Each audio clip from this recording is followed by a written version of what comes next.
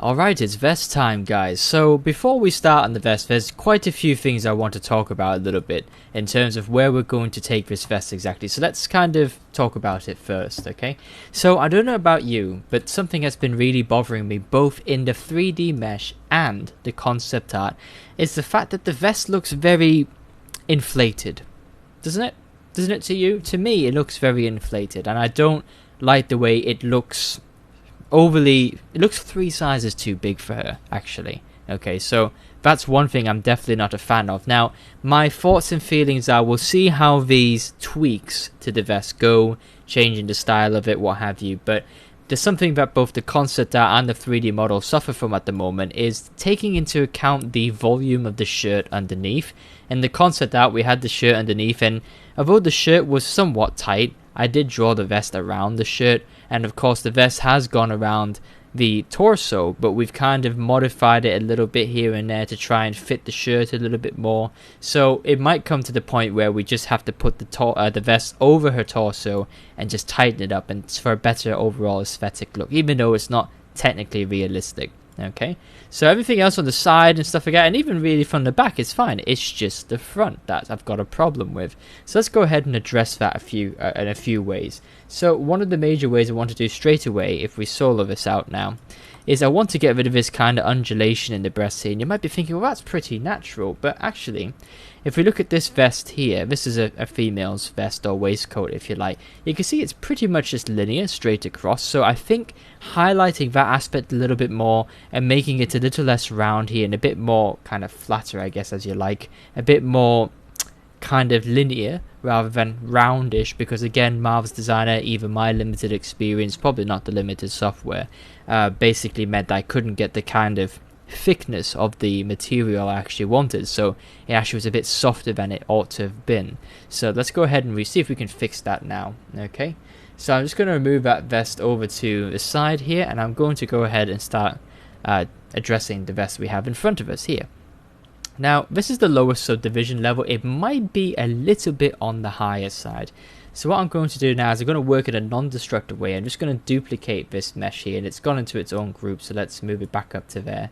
Okay, I'm just going to step the subdivision down by half. Okay, not Dynamesh, I want to go to ZRemesh, and I want to step it down by half. And the reason why I'm doing this is because I want it to be much easier to move and manipulate. We're going to make some quite radical changes to this, and the more radical the change, the lower in subdivision you ought to be. Okay, now the folds here at this point in time, I'm really not prioritizing. I don't really care if they disappear. They're quite easy to put back in. The folds with the vest was never really a focus. So okay, now we've got 10,000 polys. It's not too different from what we had before. You can see we haven't lost a lot of that key detail. The folds a little bit have gone, but we can soon quickly put them back in. Okay, right, so let's go ahead and work on what we just talked about there. First part here is going to be where this breast line is here, and you can see now with the lower poly, we can see just exactly the forms a bit more. Oh, and also another thing that's changed between the video, I'm not using poly skin material anymore. I'm using this kind of blend just to kind of mix between different kind of materials, just to see the overall effect on things. And so you can do that too if you like. So I'm just going to kind of bridge this across there, and already I'm liking the look of that much more. I'm just going to smooth it out. Okay, my smooth's been reset to 100, so if yours is a little bit lower from last time, feel free to kind of bump that back up again. Okay, so like I said, I'm going to try and create less of a curve in there. I'm going to add maybe a bit more volume, so using the clay build-up tool, just gently kind of filling in there, that might help a little bit. I'm not sure if I've helped it actually, I might have made it worse, but let's go ahead and get our best friend Trim Dynamic back, and we'll just kind of see what we do if we make this a bit flatter, essentially. Actually, you know what, I feel like let's not deselect. First we'll do polyframe. Can we go to poly groups, and can we just maybe, can we group by normals? No. We group by edges? No. I'm just trying to see if I can separate this flat, because on hindsight it probably wasn't a good idea to do it that way. Okay, so group by front, so long as I'm facing directly at it. There we go, I can kind of click that, and now I can hide it. Okay, that's a bit better, so I don't have to worry about that so much. Okay, That was a random noise. Apologize for that. Annoying push notifications. Anyway, let's see. Trim dynamics. So, yep, let's go ahead and we'll start trying to flatten this a little bit. Not make it so round, and make it a bit more kind of angular. Which is actually in keeping with our Gothic sort of theme. So that should play in quite nicely. I'm just a bit cautious how much volume I remove here. Because I don't want it... And you can see naturally that the breasts always start to round out as you smooth them. So how can we fix that? Let's go to geometry and we'll divide it once more. Okay, so by dividing it now, we should have a bit more control over that, but we'll even have even more control if we use our pinch tool and we just kind of pinch a linear line across there like that. Okay, something like that. So you can see we're starting to get much more... Let's swap back to polyskin. We're starting to get much more linear kind of surface, let's say. Okay. Now you don't want it to be completely flat at the top, but we do want it kind of angular shape, so just pay attention to the kind of different angles here. So I'll come in with my pinch tool again, reduce the size, and I just kind of pinch it up towards the armpit crevice there, I guess. They kind of create like a double fold layer. So let's bring back the rest of it. Trim dynamic that down. So I've got one layer here, one kind of flat surface there, and another flat surface there, and I've got this kind of as the edge that bridges both. That's basically what I'm going for. Same here on this side. Okay, smooth it out, and then don't be afraid to bring your pinch tool in for some refinements. Okay, smooth that round. How are we looking now? Yeah, that's looking a bit better. I do think that's an improvement. Okay, I think I might just try and get the crease to sit a bit more linear across there like that. Okay, there we go. Hide that so it doesn't get in the way. There we go. And then let's bring the trim dynamic brush. We'll do a little bit of trimming under here just to get rid of the roundness a bit more. Like that. Bring it back the rest of the mesh. Okay.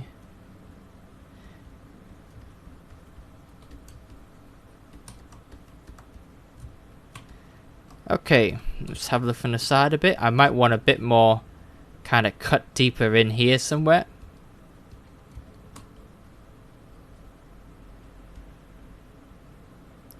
Something like that. Okay. Oops. There we go. So let's bring the rest of it back. What does that start to look like now? Yeah, it starts to look a little bit better. A little bit better. Let's come back to it again. Oops. Let's solo it out again. Now let's do one trim dynamic pass across the front like this and see what result that gets us, just out of curiosity. And that looks better. So we've kind of got rid of that strange nipple that the pinch tool gave us there. Now that's kind of just all sorted there like that. So it actually looks like it's pretty tight, let's say, you know, not loose, you know, essentially. Let's go to, I'm looking for my inflate brush, which is there, and let's isolate that. I'm just going to kind of deflate this area a little bit just to kind of push that in ever so slightly.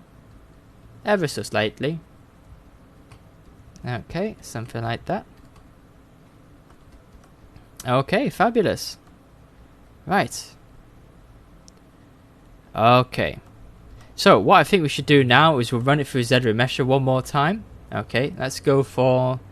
Let's actually give it a target polygon count of something like 8k. And we'll bring the adaptive size down a little bit so that it has to play by our rules. And let's not worry about polygroups. Let's ZRemesh that. And see what result it gives us. Now we want to get rid of all this like high polyness around here because... there we go. So let's have a look at that. Yeah, okay, so there we go. Okay, that's a better shape overall, I think. Okay, I'm much happy with that, generally speaking. Okay, now the other thing I kind of want to do, that is calling back to our reference a bit more, is can you see how this vest is kind of divided into different sections? So I just want to go in with the damn standard brush now and just kind of pencil in those areas there. So again, that character doesn't have breasts to contend with, but we do. So this is going to be a bit more of a challenge. Okay, but hey, we're up for the challenge, aren't we? That's what we're doing here.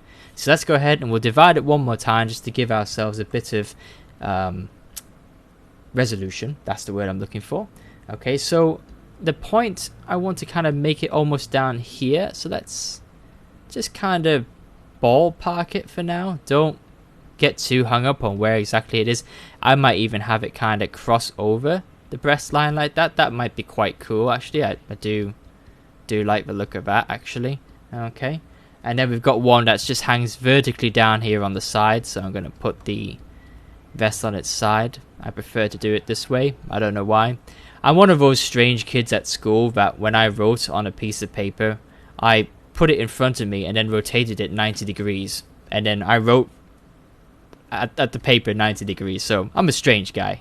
So rotating my mesh, it might not sometimes make sense to you guys watching at home, but for me it makes sense. And even though that was my beneficial way of doing it, I've mucked it up. So I'm going to go back and try that again. So look for the curve specifically there, and then bring it back down. How did that look? That's better. That's a bit more accurate, Mike. Good job. Well done. Hey, stop spinning. Don't spin. There we go. I'm saying that to myself, not the software. ZBrush is perfect. ZBrush and I never have arguments. Never. So it's always my fault. Okay, so that's that line pushed in there, and let's just go ahead and repeat that on the same side. Other side, sorry. I don't know where the kind of back line's gonna go just yet. I'm kind of figuring that out as I go along here. But I reckon I've picked out a good spot for it. But let's hold off on that for just a minute. Now that we put that line here on this side, we kind of can feel where this line will go here. Let's try and link it up to this one if we can. So I reckon it's going to start somewhere there. And yeah, you could try using symmetry, but my feeling would be is that it's not exactly in the middle. So symmetry probably wouldn't work so well here, unfortunately. Just gonna adjust that line a bit more. Kind of. There we go. Nope. Let's make it a bit more straight. Okay, so I tell you what, let's do this way. Let's bring it down to that point there, because oh, hello. That can happen sometimes. A line can just go across. Let's bring it down to that point there, and we'll use our move tool and we'll do a bit of cheating. We'll just shift it over so it's a bit straighter. Move tool. There you are. Here. Here. There you go. So it always lined up. What are you talking about? I didn't cheat at all. It was always lined up perfectly. Like that. Okay. Alright. Okay. So we run out of resolution as we get a little bit lower down the vest there. But that's fine. Once we subdivide it, that simply won't be an issue anymore. Now, for this one here, I'm feeling like it could go as far back as here. I'm feeling that might be a good place, actually. I mean, to put it here would be too close, I think. So we could use symmetry for this one. Let's activate it with X. Make sure our transform is set to local. And yes, it is symmetrical, so we can use it this time. So let's just draw some lines down here. Now, just as a little note, sometimes when you use symmetry on this, the line can be fainter in other areas on the other side a little bit, like it is here. It is a bit fainter, so it's always worth kind of visiting the other side just to make sure it has the desired effect that you want it to. So it's a bit faint over here, so I'm just going to go over and go over it once more. Something like that. Okay, now the reason why I've done this at quite an early stage, because you might be thinking, well, couldn't you have done that a little bit later on, is because I want to take the same trim dynamic feeling to these sides here. So what do I mean by that? This is quite rounded. I'm going to see if I can kind of trim dynamic it to be a bit flatter. So let's go ahead and see what that effect brings. Okay, so I'm almost, what's the best way to describe this? I'm almost thinking along the lines of what Dishonored would play by. The art style from Dishonored, where a lot of the geometry is very angular and flat. There's not a lot of curves in that game. And that aesthetic is just simply gorgeous. In fact, I feel a bit daft that I didn't even consider Emily Caldwin for this kind of character inspiration. I thought about it a little bit later on after I started recording the videos. I thought, Emily Cauldron would have been a great character to reference. So, as one of the things I mentioned before with the cyclical design nature, don't be surprised if something Emily Cauldron-ness makes its way into our character a little bit later on. It's a bit of foreshadowing and forewarning for you. Okay, so, yep. So it might not be having such a great effect that you see in here, but I'm more kind of worried about the lower end here, because up here it's probably quite linear anyway, but as it kind of bottoms out here, it does start to get a bit more rounder. So just by doing a simple pass with a trim dynamic brush at this low res can actually just help kind of exaggerate that effect a bit more. Okay, let's bring up the subdivision. We can see what effect that's had. Yeah, that's okay. Now we can maybe take another pass, but just be a bit cautious about how much we go for it. So it's created that nice straight edge there. That's what I'm looking for. And same over here. We don't want to get rid of any kind of fabric bumps and ridges. That's not the goal, but if we end up doing so by accident, that's not a big issue. We can easily put that back in, so don't lose any sleep over that. And now other thing I want to do as well is this kind of part here where it kind of spreads out. Let's just see if we can get rid of that entirely. So let's go down to the lower subdivision and we'll just trim dynamic that almost away from existence. This is why I love the trim dynamic brush. It just does a very good job of removing certain elements from existence, like they never existed in the first place. And it seems almost quite a cruel tool, but I don't know. It's good. I like it. Okay, so I'm just doing the same thing on the sides there a bit more. Okay, just trying to keep that a little bit. So if she's lost her breast size a little bit to that effect, but that's fine. If we decide for whatever reason we want to increase the breast size, we can always do that. That's easy. What is harder is kind of getting the shape we want. So I'm just going to tweak some of the shapes here with the same trim dynamic brush, just going through it a little bit more. Just mask that area off. There we go. Probably mask the collar off too. Okay, there we go. Okay, trim dynamic brush caught that a little bit. That's fine though. We can just go in with the move topological brush and just grab that lone little vertex and move them up. That's just a visual glitch. Don't freak out if that happens to you like that. Just move the camera and you see it's fine. Okay, right. So let's put the rest of the body. Okay, so that is, it's looking better. It's looking better. It's not there yet. It's looking better though. I'm much happier with that than I was when we started this video. So now with this back on her rest of her body, let's actually tweak what we've got here. So let's bring the vest back out to where it needs to be. And I'm going to make a couple of decisions here. So these are going to be big decisions. I'm going to mask off the breasts for now. Let's say I want that, that's fine. I'm going to push in the sides here, just maybe not with the move brush, but maybe with the inflate brush. But I'm going to use that with its alternate form to kind of just deflate that a little bit. And the same here, just push that in a bit more, just so that we can bring out this shape here. I feel like that's a very nice shape to keep in a feminine form, and maybe do the same there as well. So you can see I'm making this vest possibly too tight. It's not realistic, but at the same time I'm going for an aesthetic more than I am for realism here when it comes to the overall look of the costume. I might actually bring that up a bit. Okay, there we go. So what do we do with the rest of it underneath? You know the drill. Take that standard brush, get rid of it all, show it who's boss, let the vest take the territory it wants. The vest takes priority. Okay, let's push that away. Okay, poor shirt's kind of getting pushed around a little bit. I know we spent all that time doing it, but unfortunately it's a necessary evil. And there we've got the breast coming through a little bit. So this is what I'm talking about here. This kind of curvature there is quite nice, I think. Again, it depends on the overall breast size of your character, but I think it's always nice to have that kind of shape somewhat defined a little bit, and then you can kind of come in and cut under here a bit. And it almost seems like I'm undoing the work I just did to kind of flatten out this out a little bit, but bear with me a second. Just let me... Nope, don't autosave. Just bear with me a second as I kind of rush to show you what I sort of mean. This idea here. Okay, now that's obviously too much, so I'm just going to come a little bit higher. This is why working at a lower subdivision is basically fantastic, because it allows you to make such big level changes to your mesh that you otherwise would be fighting with the resolution for constantly.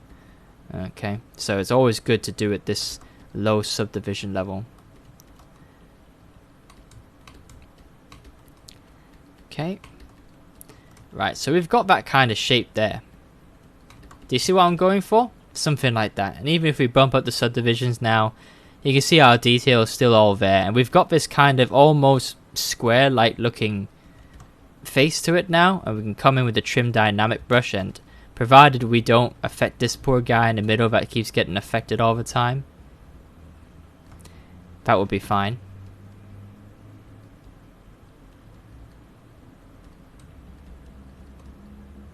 Okay.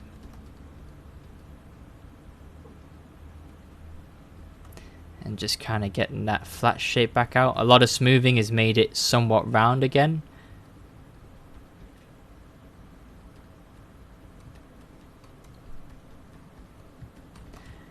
And let's just do a quick pass with the pinch tool.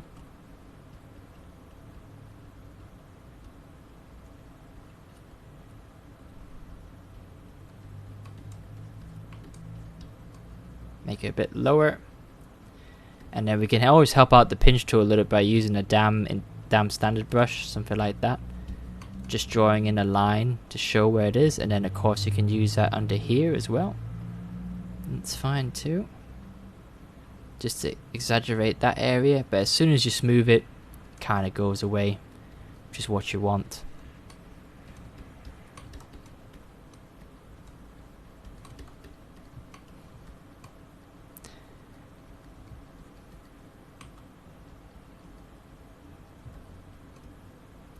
Just coming into the middle there. Suggest the middle, but don't focus too much on it. And then smooth it away.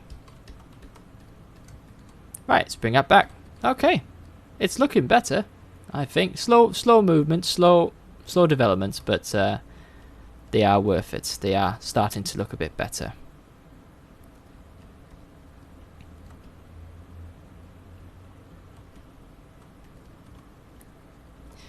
So the vest is probably encroaching a bit too much now, so it's time for the vest to give the other components underneath a bit of room. Otherwise the poor girl won't be able to breathe soon. There we go. Okay. So hopefully you can see what I'm going for there. Okay, that vest is starting to look a little bit more like the shape I wanted it to. The only part I'm not so impressed about at the moment is the shoulders up top. But actually, if we look at our reference here, it's hidden by the collar anyway. So we need to then go ahead and fix the collar now. This part here is looking a little rough, but again, we can fix that a little bit later. The important part here was getting the overall shape of the vest. Okay, so hopefully that was helpful. Go ahead and see if you can try and replicate the same changes on your vest there, and whatever it is you want. You can always tweak it and change it, of course. This is just a kind of guide you could follow, and just stop following anytime you'd like. Okay, you can see I'm just still making tweaks as I talk to you here, just because I can see a couple of areas still not entirely impressed with, but that's fine. I'll leave it there for now. Okay.